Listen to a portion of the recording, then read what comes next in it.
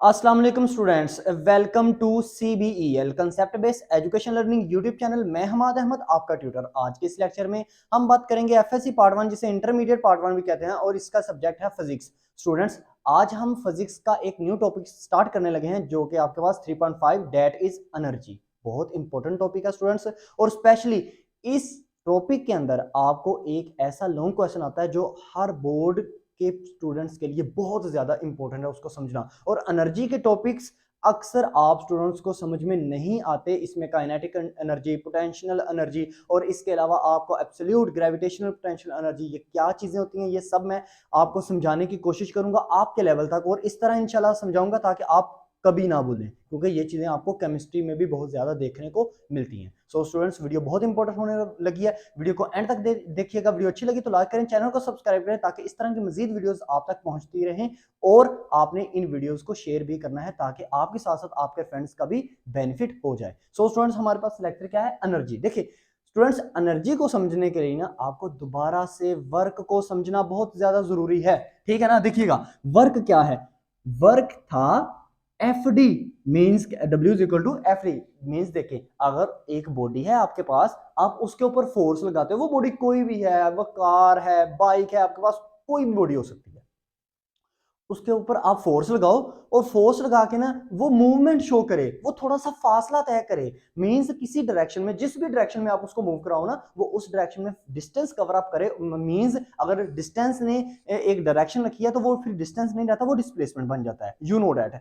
इसलिए जब भी आप किसी भी बॉडी के ऊपर फोर्स लगाओ और वो डिस्प्लेसमेंट कवर अप कर ले तो उसको वर्क कहते हैं वर्क। अब एक बात बताओ, एनर्जी क्या होती है? एनर्जी होती है हर वो बॉडी जो वर्क करने की सलाहियत रखती है, जो वर्क करने के काबिल होती है। वर्क देखो, हर बॉडी वर्क नहीं कर पाती। मैं कहूं, मैं ये देखो ना, ये जैसे एक वॉल है, दीवार है, अब इसके सामने ये ए पर्सन खड़ा हुआ है, अब ये इस दीवार को धक्का लगा रहा है। अब ये दीवार कभी भी मूव नहीं करेगी चाहे ये साल हर साल इसको धक्का लगाता रहे। क्यों? क्योंकि दीवार जो बॉडी है ना, दीवार एक ऐसी बॉडी है जिसके अंदर ये काबिलियत ही नहीं है वो वर्क कर सके, जिसके अंदर ये सलाहियत ही नहीं है कि वो वर्क कर सके। तो वो बॉडी जो वर्क कर सकती है ना, वो बॉडी जो वर्क कर सकती है वो वर्क ऐसे नहीं कर लेती, उसके अंदर एक एबिलिटी होती है, उस एबिलिटी को हम एनर्जी कहते हैं।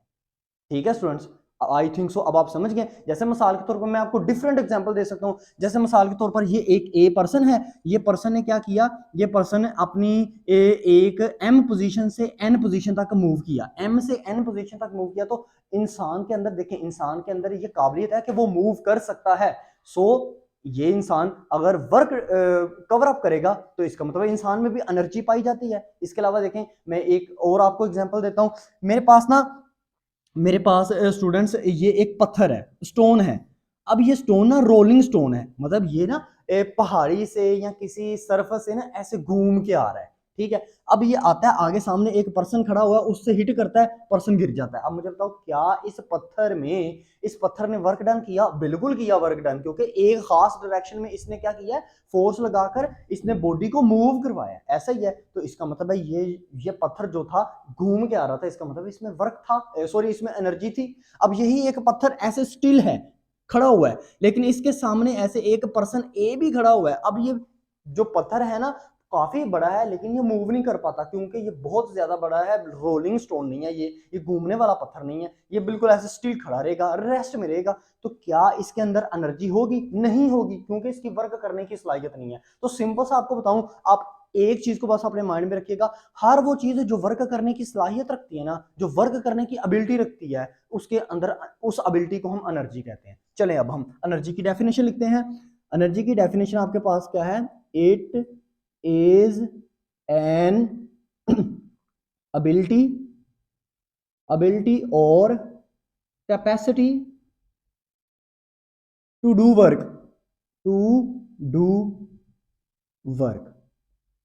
अब स्टूडेंट्स एक बात याद रखिएगा, वर्क की एक टाइप होती है काइनेटिक एनर्जी। आपने ना देखे, माइंड को नहीं कंफ्यूज करना, मैं बार बार आपको कह रहा हूं, ठीक है। मैं आपके लेवल तक जाके आपको चीजें बताऊंगा। देखिए, काइनेटिक एनर्जी ये एनर्जी की एक टाइप है। मैं लिख देता हूं काइनेटिक एनर्जी, के ई से इसको मैं ना रिप्रेजेंट कर लेता हूं, के ई काइनेटिक एनर्जी। अब ध्यान से सुनिएगा, काइनेटिक एनर्जी किसे कहते हैं? पहले मैं डेफिनेशन बोल देता हूं ताकि आपने ये अक्सर सुनी भी होगी। देखिए, kinetic energy is possessed, kinetic energy तब आती है इन अ बॉडी, किसी भी बॉडी में, ड्यू टू इट्स मोशन, जब कोई भी बॉडी मोशन कर रही होती है ना, उसके अंदर जो एनर्जी आती है इसको काइनेटिक एनर्जी कहते हैं। जैसे मिसाल के तौर पर ये देखिए, ये रोलिंग स्टोन था ना, तो ये मोशन कर रही थी बॉडी, मोशन करते करते इसने आगे वाले पर्सन को हिट किया और वो पर्सन गिर गया, ठीक है। इसका मतलब जो रोलिंग स्टोन है ना, उसके अंदर एनर्जी है, लेकिन ये एनर्जी की जो किस्म है ये काइनेटिक एनर्जी है। ओके स्टूडेंट्स, जैसे मिसाल के तौर पर मेरे पास एक कार हो, ये मेरे पास एक कार है, ये कार चल रही है, अब चलते चलते आगे एक पर्सन है, उसको इसने हिट किया, वो पर्सन गिर गया। इसका मतलब कार के अंदर कौन सी एनर्जी है? कार के अंदर काइनेटिक एनर्जी है। क्यों काइनेटिक एनर्जी? इस वजह से है क्योंकि कार के अंदर एनर्जी है, कार अब मोशन में है, कार ने जो एनर्जी पोजेस की है ना, पोजेस का मतलब होता है निकालना, बाहर निकालना या जाहिर करवाना, ठीक है ना। कार ने जो एनर्जी जाहिर करवाई है ना, वो तब एनर्जी कार की जाहिर हुई है जब कार चल रही थी, हरकत में थी। तो हर वो बॉडी जो चलते हुए अपनी एनर्जी को जाहिर करवाए, प्रेजेंट करे दूसरे को, उस एनर्जी को आप क्या कहोगे? Kinetic energy. ओके स्टूडेंट्स, अब इसकी डेफिनेशन लिखते हैं। देखिए kinetic energy is possessed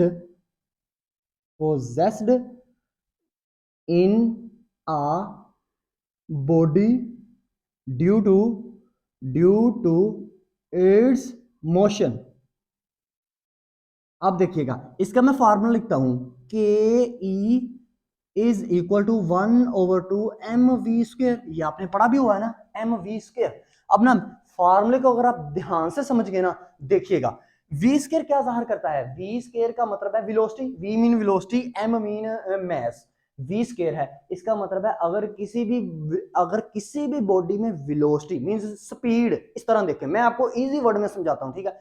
velocity mean, देखिए जब भी मोशन की बात हो रही हो ना, मोशन के अंदर जब भी वेलोसिटी की टर्म आपको नजर आ जाए ना, तो आपने स्पीड को अंडरस्टैंड अपने माइंड में, फौरन अपने माइंड में ले आना, ठीक है ना। देखिए अगर किसी भी बॉडी में स्पीड हो 2 गुना, तो वो काइनेटिक एनर्जी उसमें बढ़ेगी कि कम होगी? बढ़ेगी, लेकिन 2 गुना नहीं बढ़ेगी, 4 गुना बढ़ेगी। क्यों? क्योंकि अगर देखो, अगर मेरे पास एक बॉडी है जिसकी वेलोसिटी है 2, तो 2 का स्क्वायर लोगे तो कितना आता है? 4। इसका मतलब अगर किसी भी बॉडी के अंदर स्पीड 2 टाइम्स है ना, तो वो जो काइनेटिक एनर्जी जाहिर करेगी वो बॉडी, वो कितनी करेगी? वो 4 टाइम्स करेगी। मिसाल के तौर पर अगर गाड़ी ऐसे मूव करते हुए चल के आ रही है और किसी पर्सन को हिट करती है, वो पर्सन गिर जाता है। अगर गाड़ी की स्पीड, आपको वेलोसिटी गाड़ी की अगर आपको वेलोसिटी 10 नजर आ रही है, तो उसने जिस ताकत से, जिस फोर्स से उसने उस पर्सन को हिट किया है, वो एनर्जी जो है वो काइनेटिक एनर्जी है ना, वो काइनेटिक एनर्जी 10 नहीं है, वो 10 का स्केयर है, 10 का स्केयर 100 टाइम्स उसको हिट हुई है।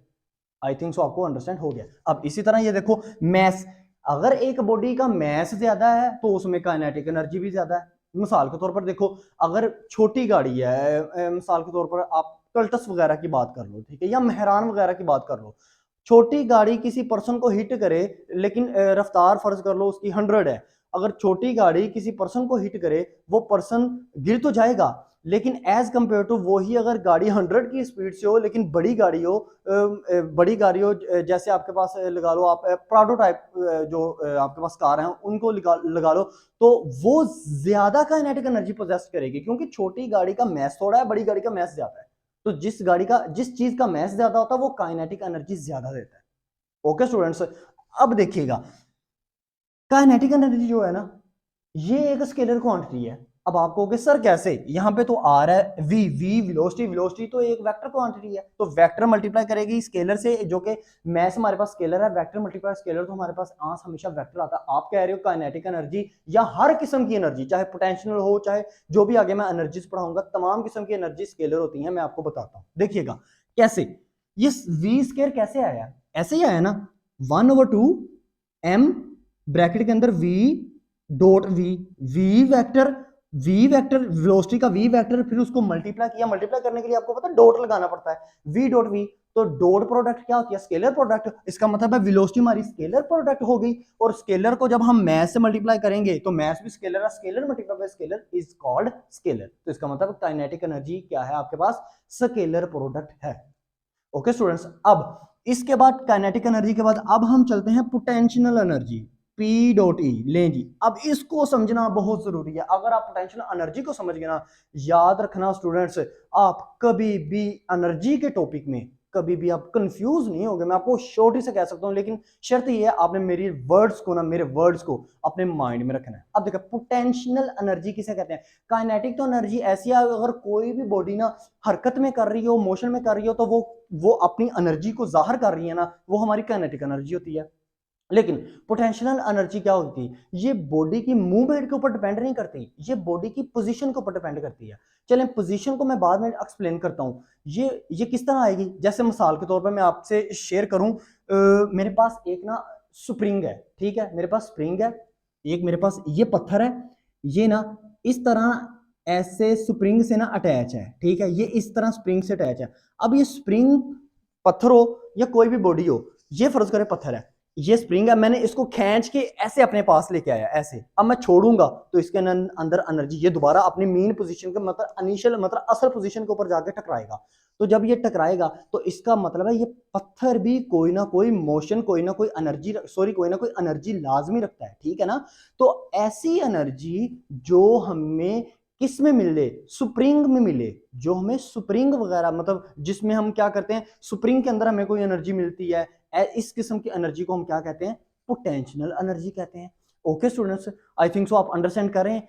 इसके अलावा देखें, इसके अलावा ग्रेविटी में जो एनर्जी हमें मिलती है, जैसे मिसाल के तौर पर ये जमीन है, जमीन के ऊपर ऐसे ये पत्थर पड़ा हुआ है, अब ये पत्थर जमीन के ऊपर है, जब मैं इसको जमीन से छोड़ूंगा ना, ये जमीन के ऊपर आके ऐसे गिर जाएगा, जैसे ये देखो, जैसे ये बोर्ड मार्कर है, नीचे जमीन है, अब ऐसे मैंने पकड़ा हुआ है, जैसे मैं इसको छोड़ूंगा ये जमीन के ऊपर जाके गिर जाएगा। इसका मतलब है इसके ऊपर इसके अंदर एक एनर्जी है। कौन सी एनर्जी है अब ये एनर्जी काइनेटिक एनर्जी नहीं हो सकती, क्योंकि ये खुद ब खुद तो नहीं ना चल के आके जमीन के ऊपर गिर सकता। अगर तो खुद ब खुद ये चले आके जमीन के ऊपर गिर जाए तो समझ लीजिएगा ये तो काइनेटिक एनर्जी है। लेकिन अगर आपने इसको छोड़ा है, ये ड्यू टू ग्रेविटी आप गिर रहा है, आपने इसे छोड़ा है, ये ड्यू टू ग्रेविटी जमीन की कशिश की वजह से ये जमीन के ऊपर जाके गिर रहा है, इसका मतलब है ये ग्रेविटेशनल फील्ड की वजह से जमीन के ऊपर जाके गिरा है। सो इसमें जो एनर्जी है वो पोटेंशियल एनर्जी है। सो आपने यहाँ पे क्या देखा, आपने यहाँ पे ये सीखा कि पोटेंशियल एनर्जी या तो ग्रेविटेशनल फील्ड की वजह से हो सकती है, या आपके पास स्प्रिंग के अंदर जो आपको एनर्जीज मिलती हैं वो पोटेंशियल एनर्जी में आ सकती हैं। ओके स्टूडेंट्स, मैं यहाँ पे लिखता हूँ, तो पोटेंशियल एनर्जी क्या है, it is an potential energy PE is possessed in a body, ये एक बॉडी में आती है, in a body due to gravitational field, due to आप ड्यू टू ना ऐसे लिखो, मैं आपको बताता हूं, ड्यू टू फोर्स फील्ड पहले लिखो ना, मैं आपको बताता हूं, due to force field like gravitational field and due to, और किसकी वजह से, और due to constrained state. Constraint state ये ऐसी स्टेट होती है जिसमें देखो, जिसमें ना जैसे स्प्रिंग वगैरह, वो अगर स्प्रिंग इसके साथ ऐसे अटैच है वो ऐसे रहेगा, जब उसको पकड़ के ऐसे खींचोगे फिर उसकी स्टेट, उसकी हालत में तब तब्दीली आएगी, तब वो आपको पोटेंशियल एनर्जी शो करेगा।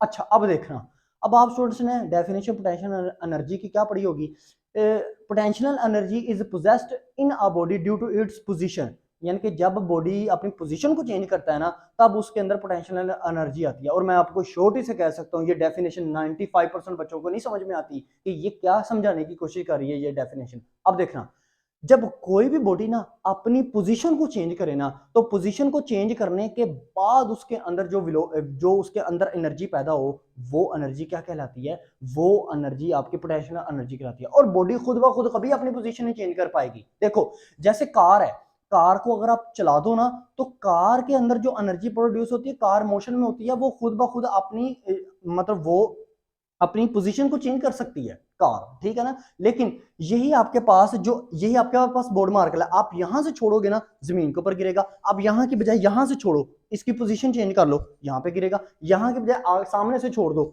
नीचे गिरेगा। तो इसका मतलब ये है कि जो जो पोटेंशियल एनर्जी है ना, वो आती ऐसे ही है कि due to change in position को चेंज करते जाओ, पोटेंशियल एनर्जी आपको मिलती जाएगी। लेकिन उन पोटेंशियल एनर्जी में चीजें दो ही हैं, एक ग्रेविटेशनल फील्ड की वजह से जो एनर्जी आपको प्रोड्यूस हो, और दूसरी जो आपको स्प्रिंग वगैरह या कंस्ट्रेंट स्टेट कहते हैं, वो हालत जिसमें एक चीज साकन हालत में रहती है, रेस्ट हालत में रहती है, आपने उसको खुद पकड़ करना उसको इलास्टिक करना होता है, उसको लचकदार, वो लचकदार चीज होती है। स्ट्रेंड स्टेट ऐसी स्टेट होती है जिसमें चीज लचकदार हो सकती है, तो उसके अंदर अंदर जो एनर्जी प्रोड्यूस होगी ना, वो एनर्जी आपकी पोटेंशियल एनर्जी कहलाएगी। Okay students, I hope so अब आप अंडरस्टैंड कर गए हो। अब देखिएगा पोटेंशियल एनर्जी की ना स्टूडेंट्स आगे भी कुछ टाइप्स हैं, आपको इनको अंडरस्टैंड करना बहुत जरूरी है। नंबर 1 इसकी टाइप है ग्रेविटेशनल पोटेंशियल एनर्जी। अब ऐसी एनर्जी जो ग्रेविटेशनल फील्ड के अंदर प्रोड्यूस हो, जैसे मार्कर है ये जमीन के ऊपर गिर जाएगा, तो इसका मतलब क्या है, ये क्यों गिर रहा है, क्योंकि इसके मार्कर के और जमीन के दरमियान में ये जो सारा गैप है, ये ग्रेविटेशनल फील्ड है, ठीक है ना। तो ग्रेविटेशन फील्ड की मदद से कोई बॉडी जमीन के ऊपर आके गिरे, तो इसके अंदर जो एनर्जी प्रोड्यूस होगी, हम इसको क्या कहेंगे, ग्रेविटेशनल पोटेंशियल एनर्जी। तो ये क्यों आ रही है, ये पॉइंट आपने माइंड में रखना है। क्या इट इज, ये आती है, इट इज प्रोड्यूस, ये पैदा होती है, produced due to gravitational field. इसका फार्मूला होता है gravitational potential energy is equal to mgh। mgh, ये देखो mgh का क्या मतलब है, इसको समझिएगा, ध्यान से समझिएगा। देखें mgh, इसका मतलब ये है कि m ज्यादा होगा तो ग्रेविटेशनल पोटेंशियल एनर्जी ज्यादा होगी, g की वैल्यू ज्यादा होगी तो ग्रेविटेशनल पोटेंशियल एनर्जी ज्यादा होगी, h की वैल्यू ज्यादा होगी तो ग्रेविटेशनल पोटेंशियल एनर्जी ज्यादा होगी। मतलब ये तीनों जो वर्ड्स आपको नजर आ रहे हैं ना, mgh, ये तीनों डायरेक्टली प्रोपोर्शनल किसके हैं, ग्रेविटेशनल पोटेंशियल एनर्जी के। मैं इसको आपको समझाता हूं, ध्यान से आपने गौर करना है। देखें मैस ज्यादा तो ग्रेविटेशनल पोटेंशियल एनर्जी ज्यादा, मैस कम तो ग्रेविटेशनल पोटेंशियल एनर्जी कम। कैसे, फर्ज करें ये थोड़ा सा रिस्की है एक्सपेरिमेंट, लेकिन आप ना अज्यूम कीजिएगा। देखिए फर्ज करें मैं क्या करता हूं, मैं ये बोर्ड मार्कर को ना हवा ऐसे रखता हूं और फेंकता हूं जमीन के ऊपर, नीचे मेरा पाँव है, अब ये मेरे पाँव के ऊपर गिरेगा ना, तो मुझे ना पेन, हल्की सी पेन फील होगी। क्यों, क्योंकि इसका मैस कम है, इसका मतलब इसके अंदर जो ग्रेविटेशनल पोटेंशियल एनर्जी है ना, वो कम है।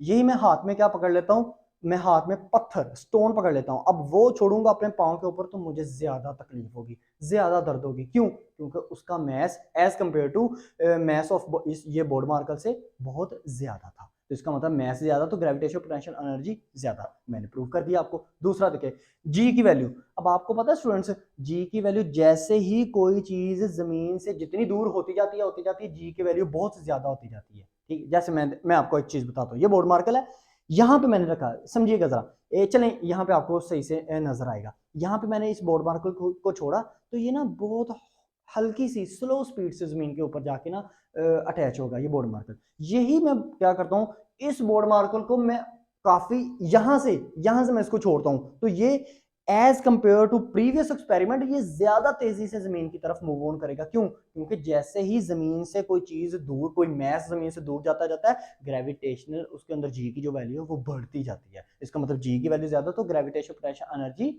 ज्यादा। अब एज की बात करते हैं, हाइट, हाइट ज्यादा होगी किसी भी बॉडी की तो जी की वैल्यू ज्यादा होगी, हाइट कम होगी तो जी की वैल्यू कम होगी। जैसे ये देखिए, अब मैंने यहां से छोड़ा तो इसका मतलब इसकी हाइट कम है ना, हाइट कम है तो मैं अपने अपने पाँव के ऊपर इसको अगर मेरे पाँव के ऊपर जाके ये लगता है तो मुझे ना हल्की सी ना पेन होगी, बिल्कुल स्लो सी पेन होगी। अब यही मैं इसको यहां से जोड़ूंगा, फिर हाइट ज्यादा कर दी, फिर मेरे पाँव के ऊपर लगे अगर ये बोर्ड मार्कर, तो समझ लीजिएगा एज कंपेयर टू प्रीवियस ये मुझे ज्यादा पेनफुल फील होगा। तो इसका मतलब है हाइट ज्यादा तो ग्रेविटेशनल पोटेंशियल एनर्जी ज्यादा। देखिए मैंने आपको एक्सप्लेन कर दिया। अगर आपको कोई भी फार्मूला इस तरह मिल रहा है ना, मतलब gravitational potential energy is equal to mgh, जो ये अगर सामने सामने कोई फार्मूला मिले तो इसका ये मतलब होता है ये डायरेक्टली प्रोपोर्शनल है। जैसे ये देखें 1/2 mv², तो mv² किसके डायरेक्टली प्रोपोर्शनल आ रहा था, काइनेटिक एनर्जी। मैंने लिखा है kinetic energy is equal to 1/2 को तो छोड़ो ना आप, mv², तो mv² सामने है, बिल्कुल बिल्कुल सामने है। तो इसका मतलब जो चीज फार्मूले के बिल्कुल सामने हो ना, याद रखिएगा वो डायरेक्टली प्रोपोर्शनल होती है, और जो चीज बटेगा नीचे हो वो इनवर्सली प्रोपोर्शनल होती है। ठीक है, ये छोटी छोटी ट्रिक्स मैं आपको बताता जाऊंगा। अब चलते हैं इसके आगे। सेकंड जो पोटेंशियल एनर्जी की टाइप है वो क्या है, वो है इलेक्ट्रिक पोटेंशियल एनर्जी। चलिए स्टूडेंट्स, इलेक्ट्रिक पोटेंशियल एनर्जी ये क्या होती है। देखिए ऐसी एनर्जी, पोटेंशियल एनर्जी की वो टाइप जिसमें जिसमें आपको दो मैग्नेट्स के दरमियान, दो मकनातीस के दरमियान या तो फोर्स ऑफ रिपल्शन मिलती है या फोर्स ऑफ अट्रैक्शन मिलती है। जैसे मिसाल के तौर पर मेरे पास ये एक ए पॉजिटिव चार्ज है, मेरे पास मैग्नेट है, दूसरा मेरे पास ये भी ए पॉजिटिव मैग्नेट है। अब ये जैसे ही इसके इससे मतलब मैं ना इसको इस तरह समझाता हूँ, ये देखिएगा, ये बोर्ड मार्कर, ये उसका ढक्कन, फर्ज करें ये भी ए पॉजिटिव चार्ज रखता है, ये भी ए पॉजिटिव चार्ज रखता है। अब ना यहां पर रखूंगा तो ये एक दूसरे को नहीं आपस में अट्रैक्ट भी नहीं कर पाएंगे, रिपेल भी नहीं कर पाएंगे। क्यों? वजह क्या है? क्योंकि ना मैंने ना बहुत ज्यादा गैप दे दिया। अब जैसे मैं इसको इनको ऐसे करीब रखता हूँ ना, जैसे ही मैं इनके दरमियान जो इलेक्ट्रिक फील्ड है, अब इनके दरमियान ग्रेविटेशनल फील्ड नहीं होगी, इलेक्ट्रिक फील्ड होगी। अब जैसे इनको मैं करीब करता जाता हूँ ना, तो क्योंकि ये पॉजिटिव पॉजिटिव है, तो ये जैसे ही इनकी इनकी जो फील्ड है एक दूसरे को टच करेगी, तो ये एक दूसरे को एक दूसरे से दूर फेंकेंगे। ठीक है, अब यही पॉजिटिव नेगेटिव होते हैं ना, तो अगर यहां से मैं पॉजिटिव नेगेटिव को अट्रैक्ट करना चाहूं तो वो कभी भी नहीं अट्रैक्ट होंगे। हाँ, मुझे करीब लाना पड़ेगा। जैसे ही करीब लाऊंगा ना, तो मुझे ना एक हल्का सा, आप ये कभी घर में एक्सपेरिमेंट भी कर लीजिएगा, दो मैग्नेट्स को अपने हाथ में पकड़ के, तो अगर वो एक दूसरे को अट्रैक्ट करेंगे ना, जैसे ही वो अपनी इलेक्ट्रिक फील्ड के इससे दूर होते जाएंगे, वो कभी भी एक दूसरे को अट्रैक्ट नहीं करेंगे। जैसे वो करीब तर होते जाएंगे, तो आपको ना एक हल्की सी ना मतलब खिंचाहट सा फील होगा कि यार ये मैग्नेट जो है वो दूसरे मैग्नेट को अपनी तरफ खींचने की कोशिश कर रहा है। वो मैग्नेट नहीं खींचता, वो इस वजह से होता है कि इलेक्ट्रिक फील्ड दोनों मैग्नेट के इलेक्ट्रिक फील्ड जो है वो एक दूसरे को अट्रैक्ट कर रही होती है। ठीक है, जैसे ये इलेक्ट्रिक फील्ड दोनों मैग्नेट्स को एक दूसरे में अट्रैक्ट करेगी ना, तो ये एक दूसरे से जाके ऐसे अटैच हो जाएंगे। तो इसका मतलब क्या है? ऐसी पोटेंशियल एनर्जी जो हमें किस में मिले? इलेक्ट्रिक फील्ड में मिले, तो उसको हम क्या कहते हैं? Electromagnetic electric potential energy. तो मैं इसको ऐसे लिखता हूं, it is produced due to due to electric field. ले स्टूडेंट्स, अब इसमें नेक्स्ट जो टाइप है पोटेंशियल एनर्जी में, वो क्या है? वो है इलास्टिक इलास्टिक पोटेंशियल एनर्जी। अब ये क्या होती है? वही स्प्रिंग वाली जो पोटेंशियल एनर्जी है ना, वो इलास्टिक होती है। जैसे ये मेरे पास स्प्रिंग है, ये एक फर्ज करें कोई चीज है, इसके साथ स्प्रिंग अटैच है, मैंने इसको ऐसे पकड़ के ऐसे खींच लिया, तो ये मेरे पास, मैं जैसे छोड़ूंगा ये दोबारा अपनी मेन पोजीशन पे जाके हिट कर जाएगा। ठीक है ना?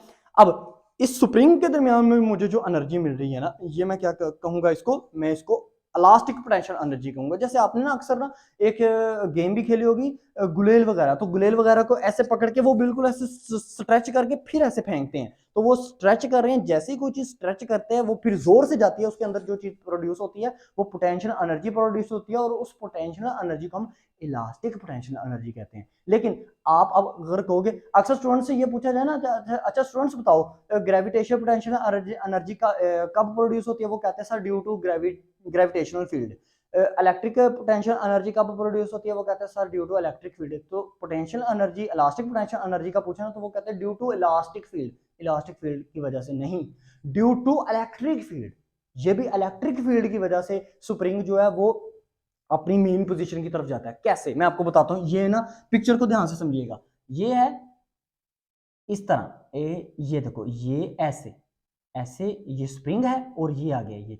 अब ये स्प्रिंग को अगर ध्यान से आप देखो ना, ये स्प्रिंग मेटल का बना होता है ना स्प्रिंग मेटल का। और जब इसको आप जूम करके देखो ना, इस पिक्चर को जूम करके देखो, तो स्टूडेंट्स आपको positive negative positive negative positive negative इस तरह के चार्जेस मिल रहे होते हैं। मेटल में तो हमेशा चार्ज आता है, कोई भी मेटल है ना, चार्ज लाजमी आपको मिलेगा, पॉजिटिव मिले या नेगेटिव मिले। ठीक है, तो ये क्योंकि स्प्रिंग भी मेटल के बने होते हैं, हाँ इसमें एनर्जी पोटेंशियल एनर्जी आती है, लेकिन वो आती क्यों है? क्योंकि ये स्प्रिंग जो है वो मेटल्स के बने होते हैं। स्प्रिंग के अंदर वो जो तार होती है, बारीक सी जो तार होती है, चाहे बारीक कर लो, चाहे अगर बड़े वाला स्प्रिंग है तो मोटी तार होगी। ठीक है ना?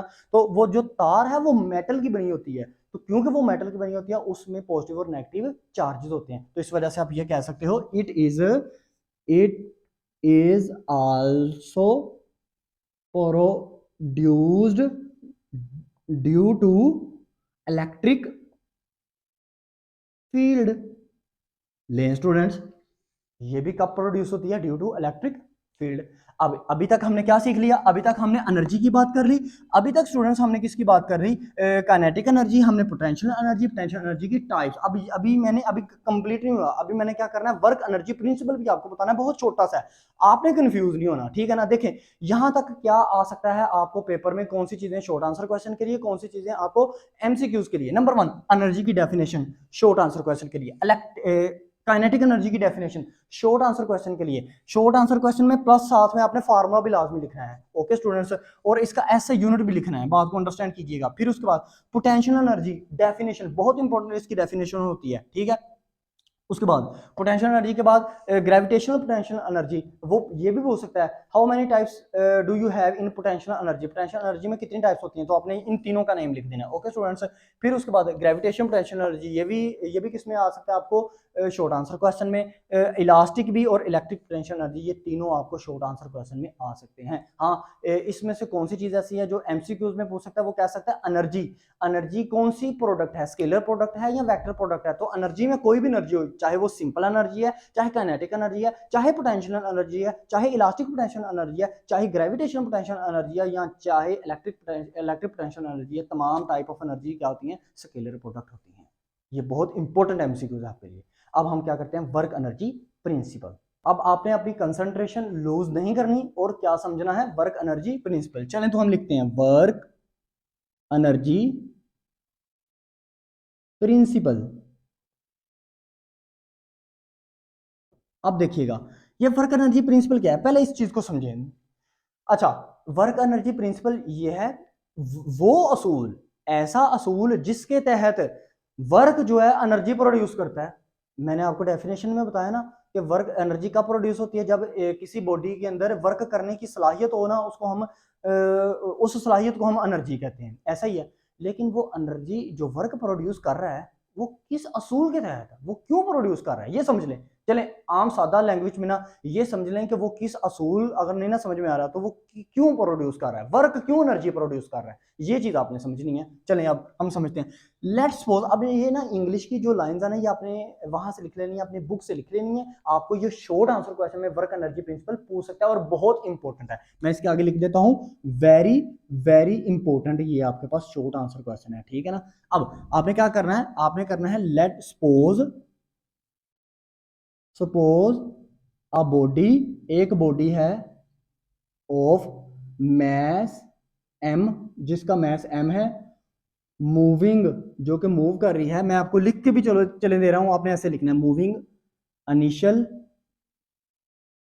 Initial velocity vi, and when we apply a force, जब हम उसके ऊपर एक फोर्स लगाते हैं बॉडी के ऊपर F, इट प्रोड्यूस, वो पैदा करती है, produce displacement D, and move, और मूव कर जाती है, move at final velocity VF। ले स्टूडेंट्स, मैंने ये आपको लिख भी दिया कि जब एक बॉडी है जिसका मास m है, जब उसकी इनिशियल जो वेलोसिटी है वो है vi, जब उसके ऊपर फोर्स लगा दी जाती है F, तो वो एक डिस्प्लेसमेंट कवर करती है, मतलब एक डिस्टेंस कवर अप करती है, जिसको मैंने डिस्प्लेसमेंट d से ज़ाहिर कर दिया, और पहुंच जाती है अपनी फाइनल वेलोसिटी तक। एंड अब आगे आप क्या लिखोगे, मैंने लिख दिया, आपको इंग्लिश वहां से लिखने की जरूरत नहीं है, अपनी बुक से आप क्या लिखें, अकॉर्डिंग। अब आपने ये लिखना है, according to Newton Newton third equation की बात कर रहा हूं, note law, third equation, according to Newton third equation, 2as is equal to V F square minus V I square. अब आप देखें, s किसको जाहिर करता है, डिस्टेंस को, लेकिन हमने डिस्टेंस को किससे जाहिर किया है, हमने डिस्टेंस को जाहिर किया d से, 2ad is equal to V F square minus V I square. अब देखें d को इस तरफ लेके आए, डिस्प्लेसमेंट को खाली छोड़ दें, तो d को ऐसे रहने दिया, 2as d के साथ मल्टीप्लाई कर रहा है, तो उस तरफ जाके डिवाइड हो जाएगा, d is equal to V F square minus V I square divided by 2a। ये लीजिए इक्वेशन नंबर 1 आपकी बन गई। देखिए स्टूडेंट्स, मैं जाना कहां पे चाह रहा हूं, मैं जाना इस जगह जा रहा हूं। अब सिचुएशन को आप समझा करें, ठीक है ना।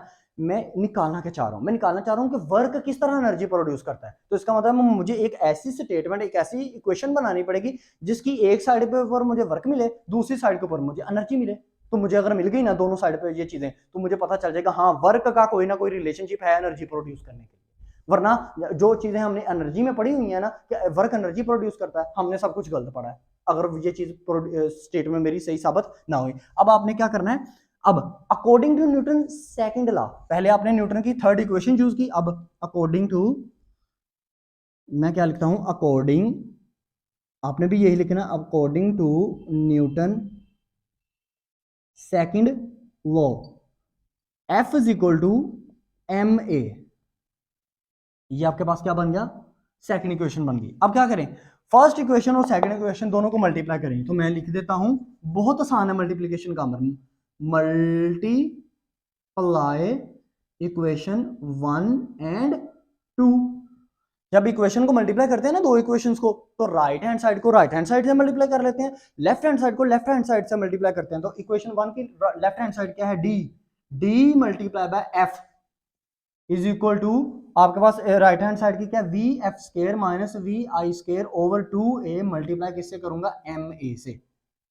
ऐसे ही है स्टूडेंट्स। अब डी एफ तो नहीं ना मैं लिख सकता, डी को एफ से मल्टीप्लाई करूंगा तो मैं एफ डी लिख लेता हूं। तो मैंने लिखा क्या, मैंने लिखा F D is equal to, आगे मैंने लिख दिया, ये देखिए ए से नहीं कट रहा, ये वाला ए और बटे के नीचे ये 2a, ए से कट गया तो मेरे पास क्या बचेगा, V F square minus V I square over 2। अब वर्क का क्या फार्मूला होता था, work is equal to F D, इसका मतलब मैं यहां पे वर्क लिख सकता हूं, नहीं जी मैंने वर्क लिख लिया, W इज इक्वल टू, मेरे पास क्या आ जाएगा, V F square minus V I square over 2। अब एक इसका मतलब है मुझे ना एक तरफ ना वर्क मिल गया, अगर मुझे राइट हैंड साइड की तरफ एनर्जी मिल गई ना तो मैं ये कह सकता हूं हाँ वर्क ही एनर्जी प्रोड्यूस करता है। ओके स्टूडेंट्स, अब देखिएगा, अब मैं क्या करता हूँ, 2 जो है ना बटे के नीचे 2 है, इसका मतलब है बटे के नीचे अगर 2 हो ना तो इसके ऊपर 1 भी है, इसको मैं 1/2 लिख सकता हूँ। तो मैं 1/2 लिख के ना इसको सेपरेट कर लेता हूँ, ये देखिएगा ध्यान से। तो मैं लिखता हूँ W is equal to 1/2, bracket में लिखा V F square minus V I square और ब्रैकेट क्लोज कर दी, ये देखें इस तरह। ओके स्टूडेंट्स, अब आगे देखिएगा, अब आप आगे ना यहाँ से आप, और साथ में सॉरी स्टूडेंट्स साथ में m भी है, मैं m को ना इस तरफ इस तरह लिख लूँ, मैं ऊपर भी ना m लिखना भूल गया, आई एम एक्सट्रीमली सॉरी। अब ये m था, इसका मतलब अब m को मैं क्या करता हूं, अब m को स्टूडेंट्स में मल्टीप्लाई कर सकता हूं ना वी एफ स्केयर से एंड वी आई स्केयर से। तो मेरे पास क्या बनेगा, w is equal to 1/2, bracket में लिख लेता हूं M V F square minus M V I square. ले स्टूडेंट्स, अब एक तरह सोचिएगा जरा ध्यान से, 1/2 एम वी स्केयर किसका फार्मूला, काइनेटिक एनर्जी का है ना, काइनेटिक एनर्जी का फार्मूला। स्केयर को भूल जाएं, स्केयर को भूल जाएं, आपने स्केयर दोनों के स्केयर मतलब स्केयर कह रहा हूं सॉरी, एफ को भूल जाएं और आई को भूल जाएं। तो इसका मतलब है आपको ना फाइनल काइनेटिक एनर्जी में से इनिशियल काइनेटिक एनर्जी अगर आप माइनस कर दो ना तो आपको क्या मिलता है, आपको मिलता है वर्क, मिलता है ना। यानी कि देखो एफ को भूल जाओ तो आपका क्या बनेगा, 1/2 एम वी स्केयर, फिर बनेगा माइनस 1/2 एम वी स्केयर, क्योंकि 1/2 को आप ब्रैकेट के अंदर मल्टीप्लाई कर दो। तो मैं इसको चलो आपकी सहूलत के लिए ऐसे लिख देता हूं, मैं लिखता हूं यहां पे देखिएगा W is equal to 1/2 M V F square minus 1/2 M V I square. अब आपने ना आई और एफ को फॉरगेट कर दें, इसका मतलब है अगर आपके पास वर्क हो ना, वर्क क्या करता है, वर्क आपका चेंज प्रोड्यूस करता है, क्योंकि माइनस आ गया इनिशियल फाइनल में से इनिशियल जब माइनस होता है इसका मतलब चेंज आ गया। वर्क क्या प्रोड्यूस करता है, change in kinetic energy produce करता है। क्यों, क्योंकि फाइनल काइनेटिक एनर्जी से इनिशियल काइनेटिक एनर्जी माइनस हो रही है। तो मैं ये लिख देता हूं work W is equal to change in kinetic energy. तो चेंज इन काइनेटिक एनर्जी को आप डेल्टा से भी जाहिर कर सकते हो, मैं ये कह सकता हूं W is equal to delta K E.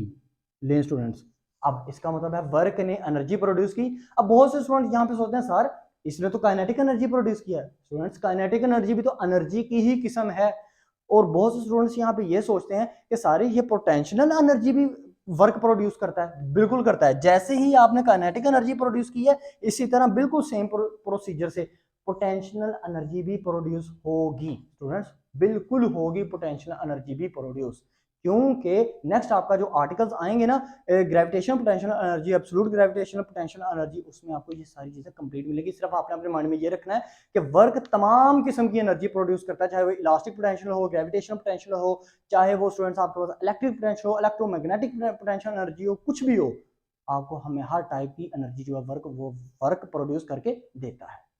Okay students, I hope सो आपको ये वीडियो अच्छी लगी होगी। वीडियो अच्छी लगी तो लाइक कीजिएगा, चैनल को सब्सक्राइब कीजिएगा, क्योंकि स्टूडेंट्स इस तरह की एजुकेशन और इस तरह की आपके लेवल तक जाके एजुकेशन मैं आपको छोटी से कह सकता हूँ कोई टीचर नहीं पढ़ा सकता। अगर पढ़ा सकता तो मुझे कमेंट सेक्शन में ज़रूर बताइएगा। अब तक इतना ही, अपना ख्याल रखें, अपने इस यूट्यूब चैनल का भी। अल्लाह हाफिज़।